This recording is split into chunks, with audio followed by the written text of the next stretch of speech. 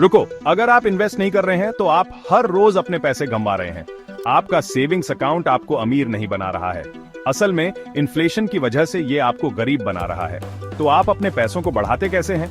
मैं आपको step by step बताता हूं कि स्टॉक मार्केट में इन्वेस्ट कैसे करना है, चाहे आप यूएस में हो या कनाडा में। और यकीन मानिए, ये आपके सोच से भी आसान है।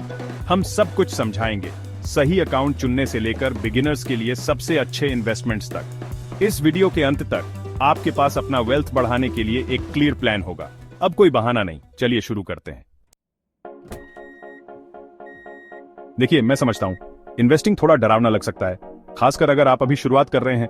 आप सोच रहे होंगे, सैंडीप, मेरे पास इन्वेस्ट करने के लिए ज्यादा पैसे नहीं हैं या इन्वेस्टिंग बहुत रिस्की है। यकीन मानिए, मैं भी इस दौर से गुजरा हूं। मुझे याद है, जब मैंने शुरुआत की थी, मैं मिनिमम वेज पर पिज्जा डिलीवर करता था और मुझे लगता था कि इन्वेस्टिंग सिर्फ अमीर लोगों के लिए है। मैं कितना गलत था। मान लीजिए आपके सेविंग्स अकाउंट में $10,000 हैं, जिन पर सिर्फ 1% इंटरेस्ट मिल रहा है। ठीक लग रहा है ना? गलत, क्योंकि इन्फ्लेशन लगभग 4 से 5% प्रति वर्ष की दर से बढ़ रहा है। इसका मतलब है कि आपके पैसे हर साल अपनी वैल्यू खो रहे हैं। ये ऐसा है जैसे आप अपनी मेहनत की कमाई को धीरे धीरे जला रहे हैं।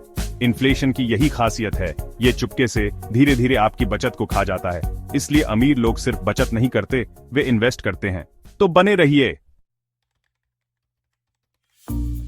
ठीक है, इससे पहले कि आप स्टॉक्स या किसी अदर इन्वेस्टमेंट के बारे में सोचें, आपको सही अकाउंट की जरूरत है। ये बहुत जरूरी है दोस्तों। इसे घर बनाने जैसा समझो। आपको एक मजबूत नींव चाहिए। अगर आप यूएस में हैं, तो आपके पास कुछ अच्छे ऑप्शंस हैं। सबसे पहले आपके पास स्टैंडर्ड ब्रोकरेज अकाउंट है। ये इन्वेस्टिंग की दुनिया में आपके ऑल एक्सेस पास जैसा है। आप स्टॉक्स, ईटीएफ्स, बॉन्ड्स और बहुत कुछ खरीद और बेच सकते हैं। अब अगर आप टैक्स फ्री अपना वेल्थ बढ़ाने के बारे में सीरियस हैं, तो आपको रॉथ आईआरए के बारे में सोचना चाहिए। खासकर यंग इन्वेस्टर्स के लिए ये रिटायरमेंट अकाउंट्स का सबसे अच्छा ऑप्शन है। मेरे कनेडियन दोस्तों के लिए आपके पास भी कुछ बेहतरीन ऑप्शंस हैं। टीएफएसए या tax free savings account US में रॉथ आईआरए जैसा ही है। अब मजेदार पार्ट, किस में इन्वेस्ट करना है। मुझे पता है कि इतने सारे ऑप्शंस के साथ ये थोड़ा कंफ्यूजिंग लग सकता है, लेकिन चिंता मत करो, मैं इसे बहुत सिंपल रखूंगा। खासकर अगर आप इन्वेस्टिंग में अभी नए हैं। इंडिविजुअल स्टॉक्स चुनने के बारे में भूल जाओ, खासकर जब आप शुरुआत कर रहे हो।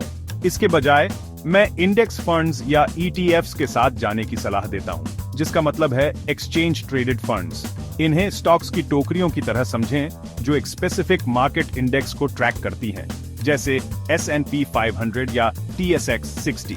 जब आप किसी इंडेक्स फंड या ईटीएफ में इन्वेस्ट करते हैं, तो आप असल में सैकड़ों, यहां तक कि हजारों कंपनीज का एक छोटा सा हिस्सा खरीद रहे होते हैं। यह डाइवर्सिफिकेशन बहुत जरूरी है दोस्तों। यह आपके रिस्क को पूरे मार्केट में फैला देता है। इसलिए अगर एक कंपनी या सेक्टर को नुकसान होता है, तब भी आपका ओवरऑल पोर्टफोलियो सुरक्षित रहता है। और सबसे अच्छी बात, इंडेक्स फंड्स और ईटीएफ्स में इन्वेस्ट करना बहुत लो कॉस्ट और आसान है। अब मुझे पता है आप क्या सोच रहे होंगे, सैंडीप, मेरे पास हर महीने इन्वेस्ट करने के लिए हजारों डॉलर्स नहीं है।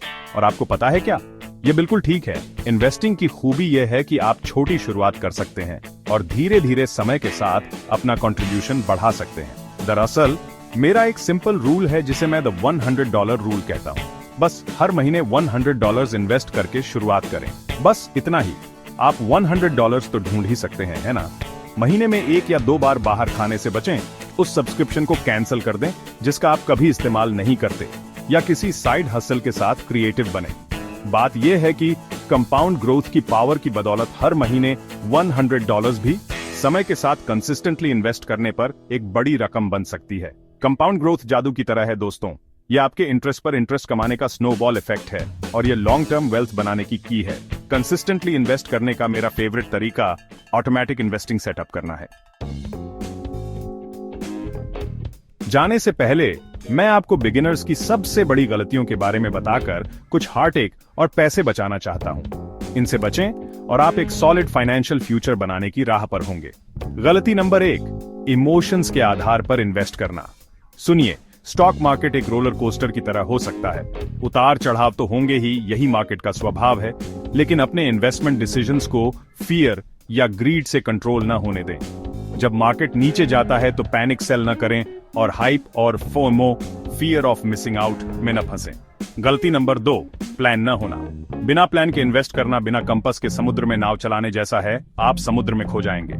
एक भी डॉलर इन्वेस्ट करने से पहले अपने फाइनेंशियल गोल्स, रिस्क टॉलरेंस और टाइम होराइजन को डिफाइन करें। गलती नंबर 3, मार्केट को टाइम करने की कोशिश करना। देखिए, मैं सालों से यह कर रहा हूं और मैं आपको बता दूं, मार्केट कब ऊपर जाएगा या नीचे, यह पक्के तौर पर प्रोज भी प्रिडिक्ट नहीं कर सकते। मार्केट को टाइम करने की कोशिश करने के बजाय मार्केट में टाइम पर फोकस करें। ठीक है, अब जब आप जानते हैं कि इन्वेस्ट कैसे करना है, तो क्या आप एक्शन लेने के लिए तैयार हैं? नीचे कमेंट करें, आपको इन्वेस्ट करने से क्या रोक रहा है। चलिए बात करते हैं। एक और दिन ऐसा न जाने दें जहां आपके पैसे अपनी वैल्यू खो रहे हों। आज ही इन्वेस्ट करना शुरू करें, भले ही वह थोड़ी सी रकम ही क्यों ना हो। याद रखें, इन्वेस्ट करने का सबसे अच्छा समय कल था, लेकिन दूसरा सबसे अच्छा समय अभी है। लाइक बटन दबाएं और इन्वेस्टिंग टिप्स के लिए सब्सक्राइब करें और मैं आपसे अगले वीडियो में मिलूंगा।